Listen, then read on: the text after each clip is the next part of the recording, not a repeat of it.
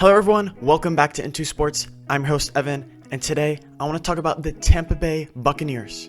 Because PFF ranked Pro Football Focus, they ranked every NFL roster going into next season. And the Buccaneers were 5th. Tom Brady is going to win the MVP. Because I've always said two things. Number one, talent plus surroundings equal success. You can have the talent, but if you aren't surrounded with receivers, with a head coach, with a defense, then you're not going to win a ton of games. Second of all, I've said the MVP is a story award. Let's think about Russell Wilson last year. Well, what was the story? Oh, Russell Wilson carried the Seahawks for the 6th straight year, and they won 11 games. It's not a great story. It's been happening 6 years in a row. You know what is a good story? Lamar Jackson comes out of nowhere, develops into a big-time passer, and the Ravens win 14 games. That's a story. MVP is a story award. And Tom Brady is easily the biggest story this offseason. The media, the voters, want to give Tom Brady the MVP because he has the story. So he already has an advantage over everyone else. But now let's go back to the top 5 rosters. What do we know? Well, we know the MVP usually goes to the quarterback on one of the top teams. So let's look at the top teams. Number 1, Ravens. Well, we talked about them. There's nothing new here because Lamar Jackson won the award last year. They won 14 games last year, and this is a very similar team from last year. And only 4 people have won back-to-back MVP awards, which Lamar Jackson could do. But those people are Peyton Manning, Brett Favre, Jim Brown, and Joe Montana. I really like Lamar Jackson, but I'm not ready to put him on that tier just yet. Number 2 roster, the Saints. Well, this has been the same core team for the last 2 or 3 years now. There's nothing new. They won 13 games last year, 13 games the year before. Why would Drew Brees get the MVP now if he won 13 and 13? Drew Brees isn't winning the MVP because this is not a new story, nothing new. Okay, number 3, 49ers.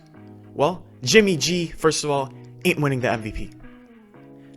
Because the credit, if the 49ers win, let's say they won 13 games again, which also wouldn't be new, but the credit would go to Kyle Shanahan, the coach, and the defense. The perception is Jimmy Garoppolo is kind of being carried by those two things. Okay, number 4, the Chiefs. Well, the media loves Mahomes, so that's an advantage. But this isn't a new story, not intriguing. This has been the last few years. The Chiefs, Mahomes. And Mahomes won MVP 2 years ago. That was when it was an intriguing story. And he won Super Bowl MVP last year. So I think there could be a voter fatigue effect. We see this with LeBron.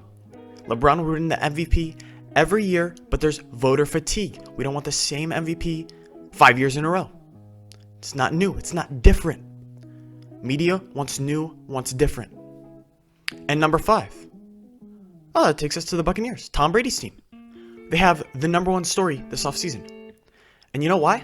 Well, people are flying helicopters over the Buccaneers' little private practices that Tom Brady's hosting just to take 10-second video of them practicing. They're flying helicopters and trying to track down where the team is practicing just for a 10-second piece of video.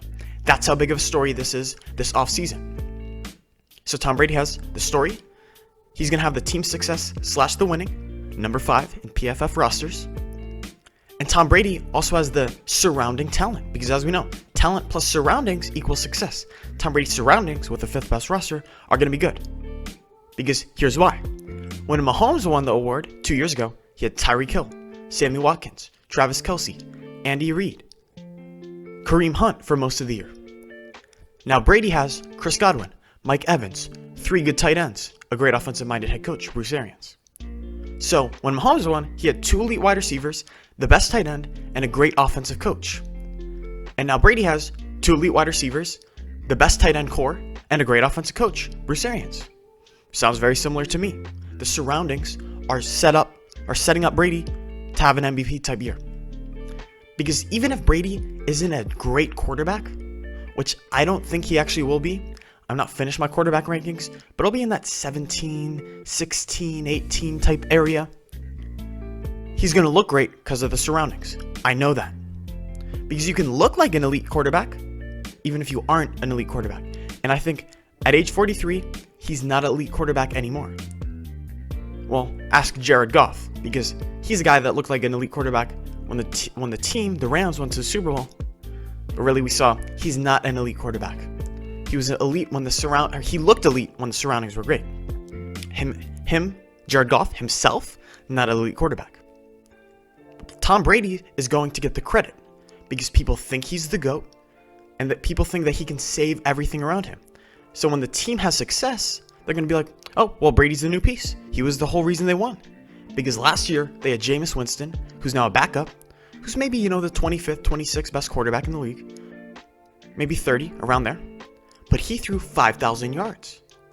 So even if Brady's like the 17th best, that's already going to be a big upgrade. And a big upgrade over a guy that threw 5,000 yards last season.